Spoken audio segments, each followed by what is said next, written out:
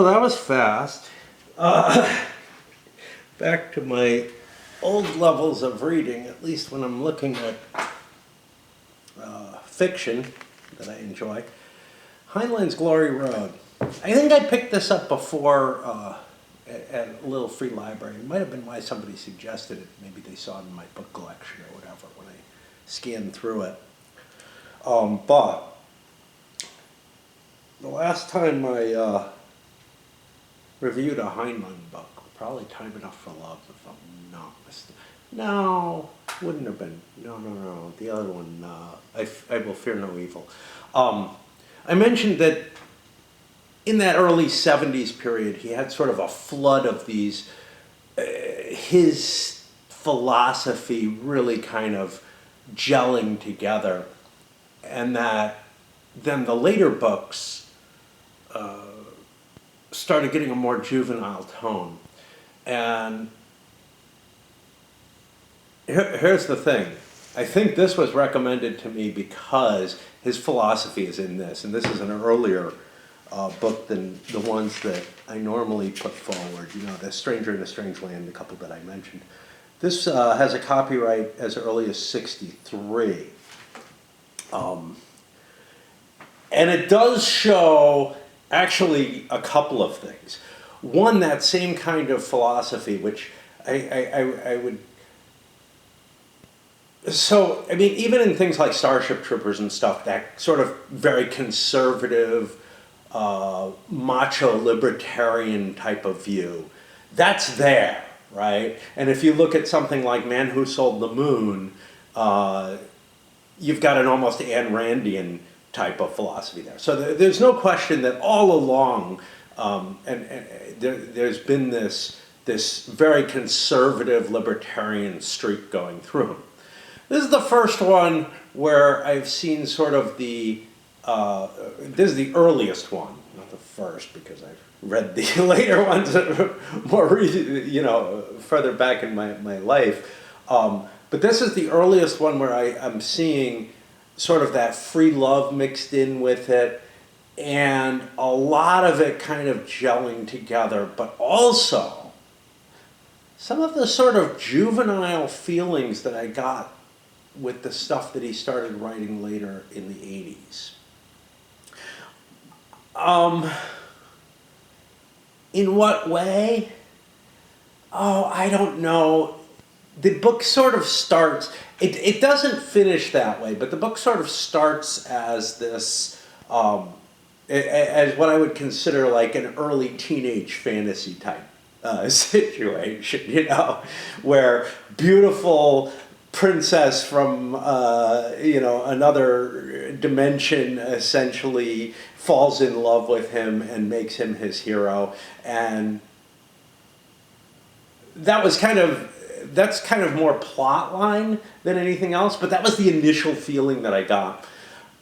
But in a lot of ways, with the amount that he's throwing in in this, it almost does feel like that kind of juvenile feeling of those later books. He's not trying to tie everything together, like all his various novels together.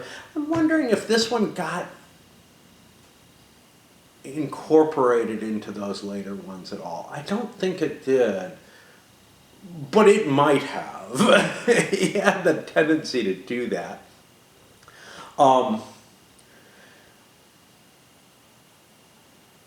The thing is, and also another thing that came up, it started to come up in the 70s, and then again got stronger and stronger in his later books, was a sort of a misogynistic, paternalistic type of attitude that is kind of weird, but not paternalism in the sexual sense, like, you know, not men controlling women's sexuality. In fact, he's absolutely like opposed to that, but more sort of this, you talk back to me, I'm going to spank you type of thing. My physical prowess means that I'm the boss. Which, once you start to admit that, would open up all kinds of problems. Now, for him, it's sort of that's not fair for you to talk back to me in that way or to treat me like that kind of thing. All very weird. He also, though, has, and throughout the novels that I'm reaching at, a certain different kind of respect. Like, he sees a difference between males and females that's very, very strong. And the thing is, there's nothing biological about this. This is cultural as far as I'm concerned. But he sees it as sort of inherent because even in societies where there's very, very different cultural norms than on Earth, but there's sort of respect for women as being wiser and kind of more detached from their emotions and all kind of stuff like that, which honestly I just don't see across the board. You know, it's just very, very, very odd. But it is interesting to see this earlier expression of that kind of philosophy, etc. Now, that's not the story. But you know what? The story's not all that exciting, right? The story is a schlock fantasy type of thing that serves as a vehicle for this in every bit as much way as, say, those books of the 70s served as a vehicle for the same kind of for the same kind of philosophical stances. I'm not saying, you know, that it's poorly written. It definitely isn't. One of the things I like about Heinlein is some of the times the things he puts forward, they are almost as cleverly written and humorous as things that Zelazny would write, right? Usually without pushing it too far. The same thing with, again, early Zelazny, because later on he started pushing it too far. And this is one of the things. Too much humor, like if you get to like the Discworld stuff or something, or a number of novels that were coming out in the 80s, you get to the Piers Anthony later stuff, like Xanth and stuff like that, in the Blue Adept series as well. Honestly, I've only seen one series by Anthony that was any good. You're getting too much of that attempting to play a humor role in things. And to me, that, along with some of the sort of fantasy, like, that feels like it really belongs to the writing of a 13-year-old boy, and this book definitely fits in that, is simply, it simply kind of degrades the whole thing. You know, it takes a real master to write a work that's full of humor. Now I know it's, I don't know. You know, I mean, you really have to be very, very, very accomplished to pull humor off properly in writing. And I don't think that most of these science fiction and fantasy authors are that accomplished at that, right? I know some of you will disagree. Some of you love Discworld. Me, I'm like, yeah, I don't know, man. You know, it's good light reading. A lot of the humor stuff is good light reading. Now, my memory of Wodehouse was that it was relatively funny. But I know he's got kind of the same reputation that I'm looking at here. And it's been such a long time since I've read him, since I've read Twain, that it's kind of hard for me to really say, okay, here's a humor book that I do really like. Because far too often when too much humor goes into writing, it just feels childish, juvenile, whatever to me. And this did not for that reason, because the humor in this was more of the Zelazny style, a little twist on words, a little play, something barely spoken. I would say that there were some sort of gotcha moments, unforeseen things, whatever, in this. They felt like they were handled a little clumsily. This isn't a book that just charmed me the way some of Heinlein's books do, and especially some of his short stories. Thinking about, I can't remember what it was. All I can remember is The Bird is Cruel.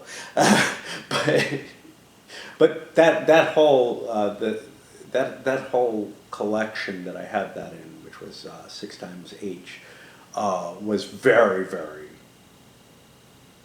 good little short stories. A short story doesn't have to keep filling in, right? It can go for that gotcha and that's it. So you can work around it without having to give too many clues and too much going on and whatnot. And but this particular one, was it worth reading? Yeah, obviously, I think I'm actually going to keep it more because it's an example of something that I didn't think had happened this early for Heinlein.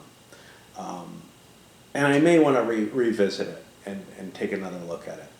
The storyline itself, the fantasy side of it, or fantasy science fiction, really, really unimportant, and fairly lightweight. Not something that I would strongly recommend if that's what you're looking for. This isn't, the great swords and sorcery type of book, or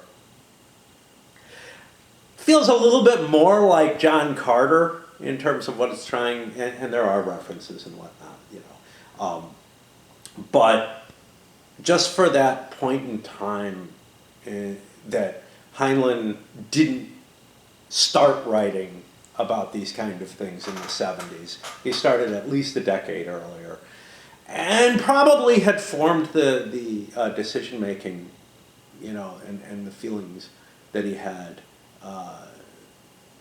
in terms of his intrinsic philosophy, whatever, much earlier. You gotta kind of wonder what led to this kind of view.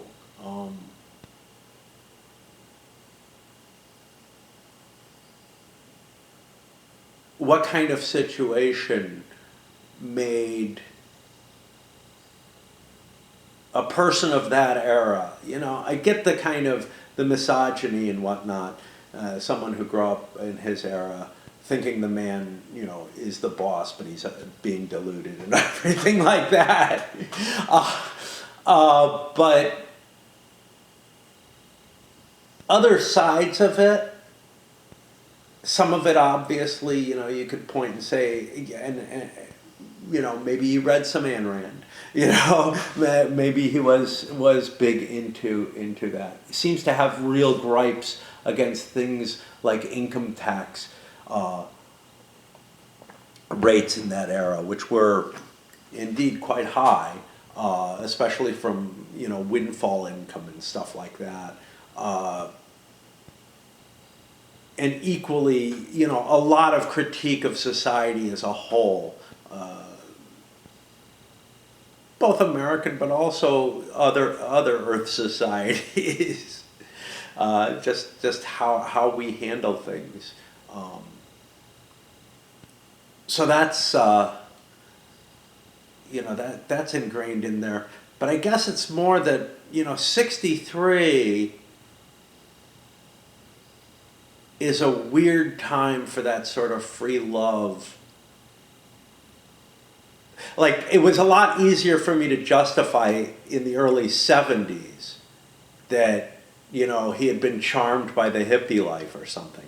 Look, that wasn't happening really in 63. Maybe fringes of it were happening, and he's writing about that.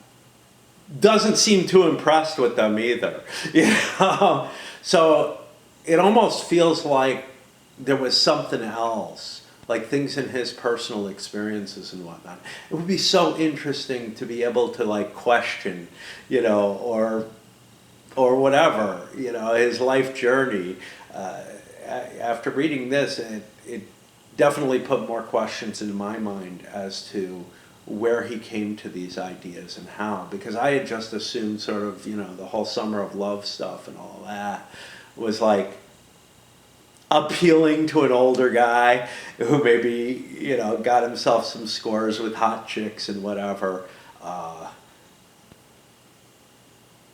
But it's more than just sort of free love. It's more like open relationships with a hint of polyamory in it and whatnot. Where, yeah, I have everybody kind of has a right to bed whoever the fuck they want, as well as there are relationships that are close that aren't, just these sort of binary couples. I was attracted to that to some extent in my youth, but have grown to realize that my own sort of jealousies and whatever don't accept that, right? And once I can see my jealousies, then I can align them more with, what someone else may be feeling. Of course, it's just projection because I don't have a good, strong theory of mind. But anyway, that's the discussion on this one. I'm glad somebody recommended it to me. Like I said, I think I picked it up anyway. It's Heinlein. I looked at the damn cover and I'm like, oh boy, this looks schlock. And it is. It's almost pulpy, right? Except that that's just the backdrop to the kind of stuff that he would write in the early 70s, in a lot of ways. Although it's less, I focus so much on the philosophy and whatnot, and sociology even, but it's actually less focused on those. They're just sort of there as well, right? So neither has full focus. So it's kind of a schlock fantasy story with this undercurrent of his philosophy, as opposed to some of the others, which were really vessels for giving the philosophy that came up with stories that would allow it to be revealed better. So this is kind of, I guess, maybe a first shot at it, but not as interesting as the later ones and not in as depth. One interesting thing is, about 2/3 of the way through the book, that main fantasy story disappears, and we get to what it's really about. So there is that to it. The mainline fantasy goes away, and then, we get to the main character's sort of inability to settle into a life where he sees himself as useless and whatnot. Anyway, sort of idea that a retired hero is basically just a bum. Anyway, let me cut this now. I'll probably do another video. I'm looking to eat up my time and whatnot, and it's summertime and full heat is coming on again this week, so not cool about that, to